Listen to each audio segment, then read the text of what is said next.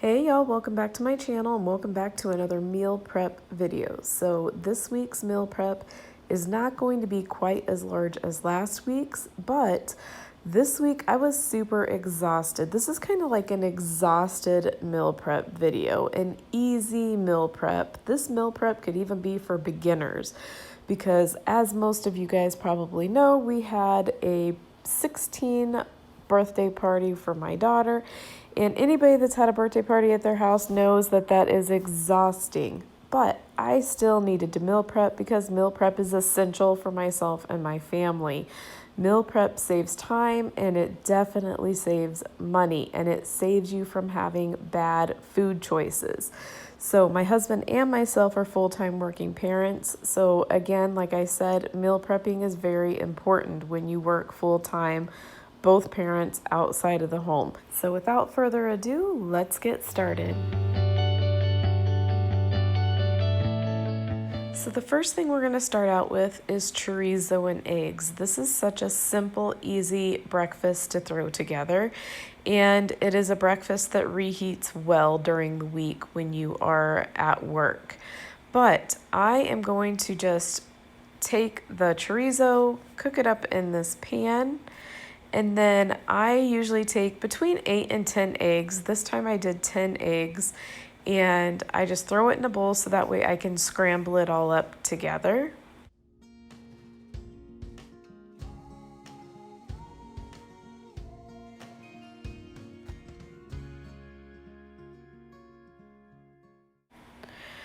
And then I'm just going to throw a little bit of heavy whipping cream in there just to give the eggs a little bit more fluffiness, as well as some pepper and some Himalayan salt. This is such a delicious breakfast, you guys. If you guys have not had eggs and chorizo for breakfast, you are missing out. You need to go to the store right now and grab chorizo. But I just gave all that egg mixture a good mix, and then I literally just throw it in there with the chorizo, scramble it all up together, and like I said, that is one absolute delicious breakfast. Next up, I always make boiled eggs, and I always do it in my Instant Pot because the Instant Pot boils eggs like a dream. So make sure that your Instant Pot is on sealing. I just press the egg button and I cook them for 3 minutes, and that does a very good job at making the eggs just the way that I personally like them. And then I always have the ice bath ready for the eggs when they come out, and that is a dozen eggs there that I boiled. After they are done, I release the rest of the pressure and I leave them in the ice bath for 5 minutes. And these things peel like a dream. I say that every single meal prep, but it's true. They just peel so nicely in that Instant Pot.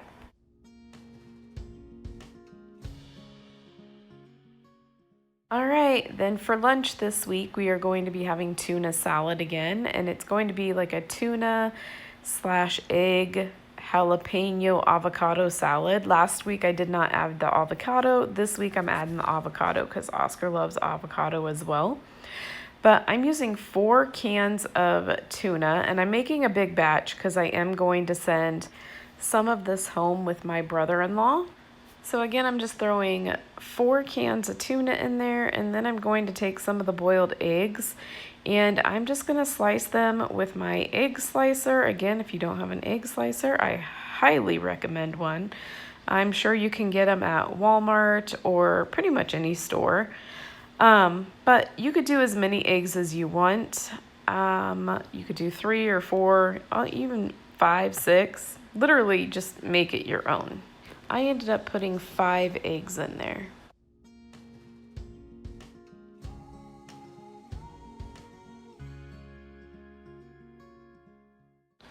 I also added an avocado. That is about a medium to small avocado.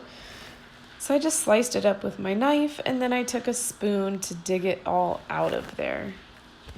This lunch right here is Oscar's favorite. I could literally make this every week and he would be in fifth heaven.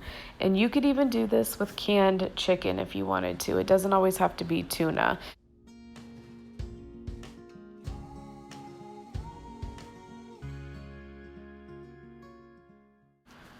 Then we're just gonna add in some mayonnaise. I don't measure any of this stuff. And then we're also gonna add in some mustard, as well as a little bit of Himalayan salt and some black pepper.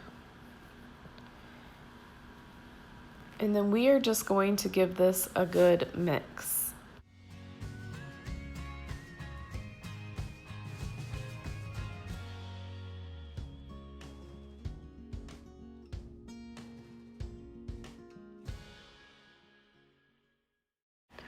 And then I almost forgot to put the jalapenos in there. So I went ahead and added the jalapenos and then gave it another good mix.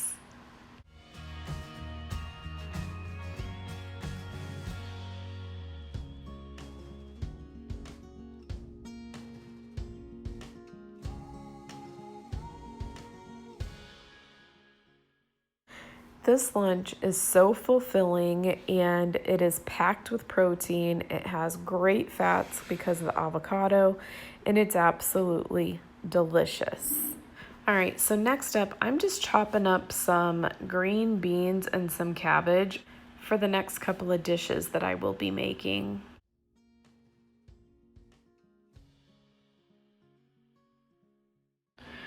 All right, so I'm just browning 2 pounds of ground beef. And I'm doing 2 pounds because 1 pound of it is going to be for one recipe and the other pound is going to be for a different recipe. So the first recipe is going to be a green bean ground beef casserole. So my green beans, I am just going to steam them.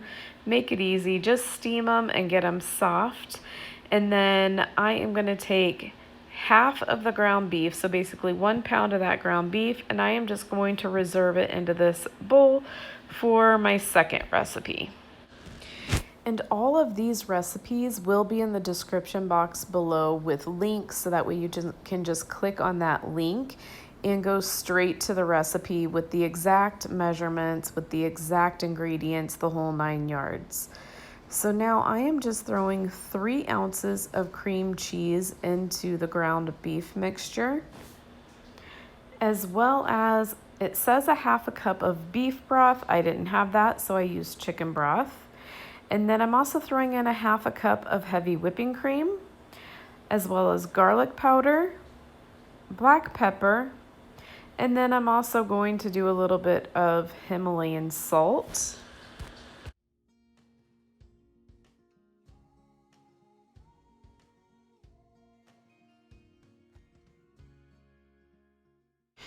So we're just going to give that a good mix, and then after the green beans have been steamed well enough to where they're pretty soft, we are just going to throw those straight into the pan.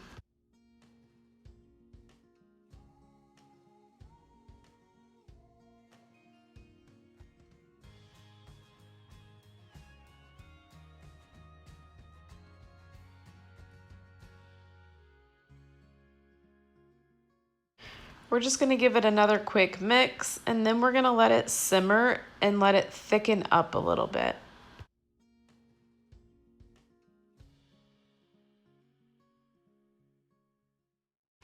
All right, so I did decide to add a little bit more seasoning, and again, I will have all these recipes down below in the description box because I don't always follow recipes to the T. I just kind of do my own thing and make it my own.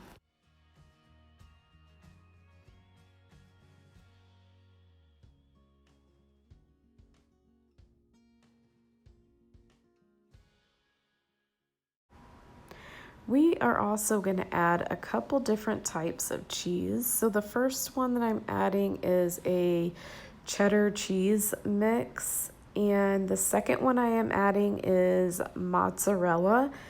And every dish is better with cheese, right? Like, look how cheesy and gooey that looks.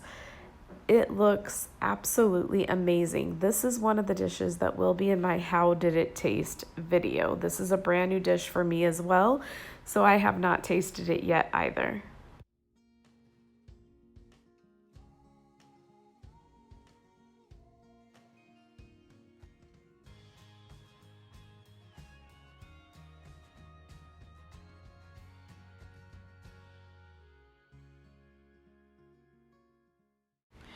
Next up is a repeat dish from last week, but we liked it so well that I decided to make it again, as well as I still had a half of a cabbage left from last week that I didn't want to waste. So I am just using that other 1 pound ground beef that I already cooked up, and I threw some onions in there. That was about probably a little less than a half of an onion, as well as a half of cabbage. Then I still had a leftover can of tomatoes from the weekend, so I'm just throwing that in there. Again, this recipe will be in the description box as well. I'm just going to give this a quick stir and let the cabbage and all that good stuff cook down just a little bit.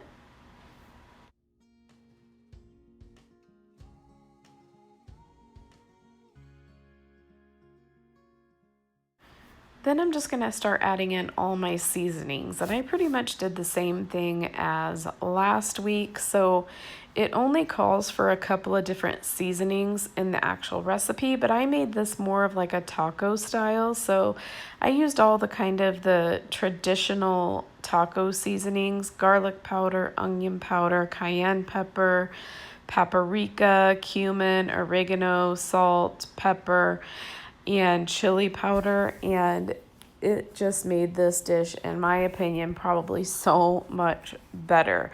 And this again was absolutely delicious.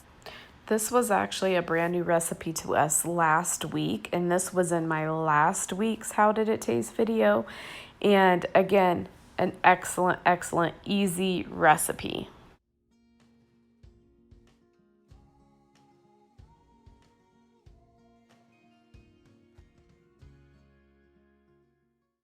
All right, so I didn't record that part, but I did put in there a little bit of cheddar cheese, mixed it up, and look how delicious that looks. If you love cabbage and you love ground beef and cheese, this is the recipe for you because it is crazy easy to make too.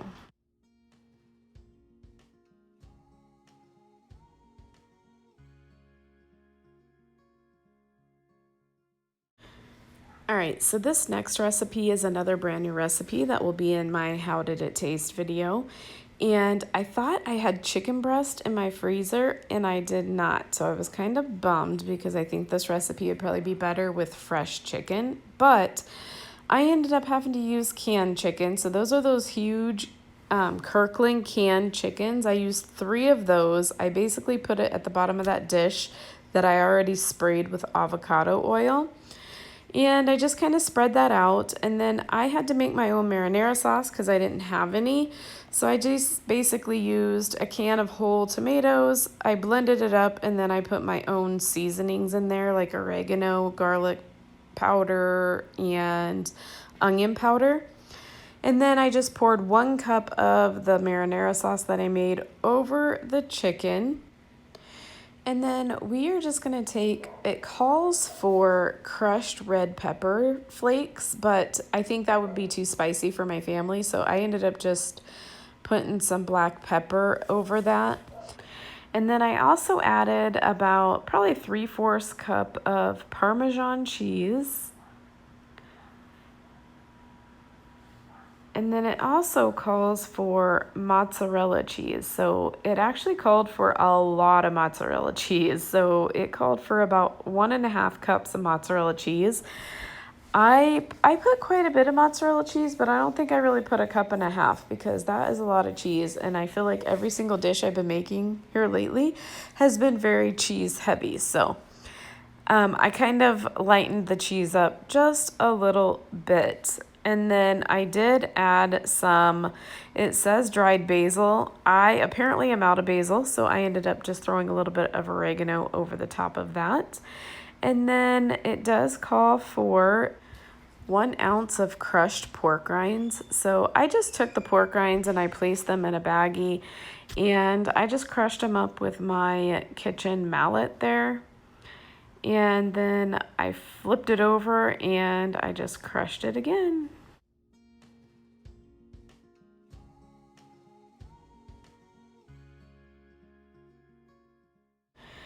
Then I just sprinkled the pork rind crumbs over the top of it, and then I did preheat my oven to 350 degrees. And if you were wondering, that is an 8-inch square baking pan.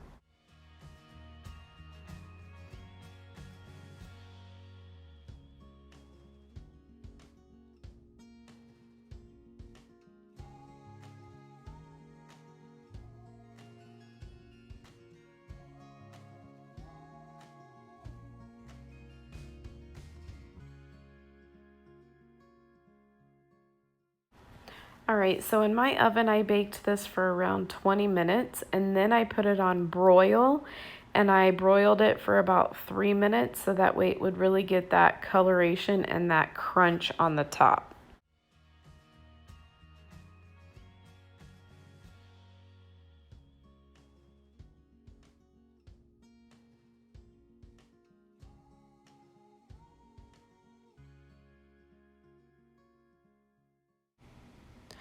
Next up, I am just going to prepare the no egg bread that I've made in the past. And I'm not going to bake it. I'm just going to have it all the dry ingredients prepared so that way when I go to make it next time, it's super easy. I'm only going to have to add a couple of wet ingredients, and it's going to make my life so much easier. But the first thing I'm going to do is add 300 grams of almond flour. So this recipe measures everything in grams and milliliters, which I actually like because then it is super precise. If you guys have not tried this bread, I highly recommend it. So if you are against eggy bread, which I am, it took me the longest time to finally find a keto bread that I fell in love with. You guys have got to try this recipe. It is the best keto bread I have ever tasted. But I also added in there 60 grams of coconut flour. Now I'm throwing in 40 grams of flax meal. And then we're moving on to the psyllium husk. So it calls for 40 grams of psyllium husk.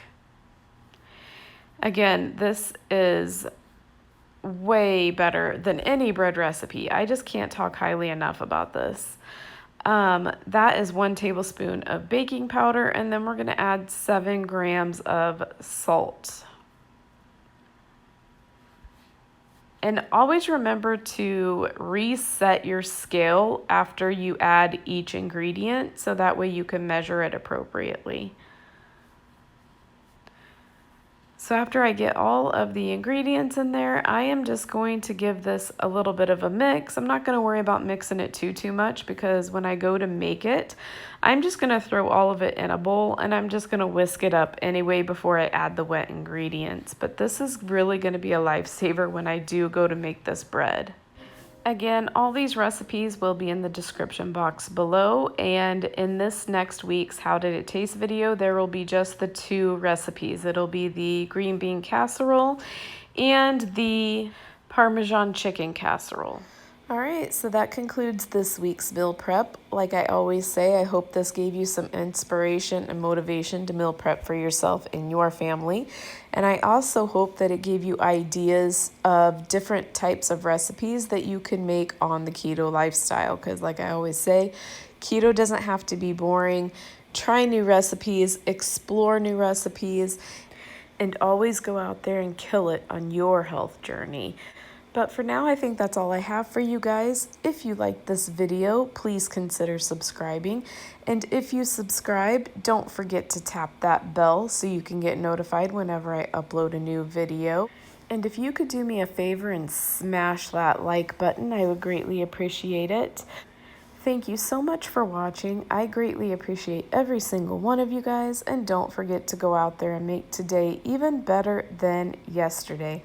And I will talk to you in my next video. Bye! On my own, but I don't know why you hit the road, but you don't realize I won't look back when you're around. I won't think twice.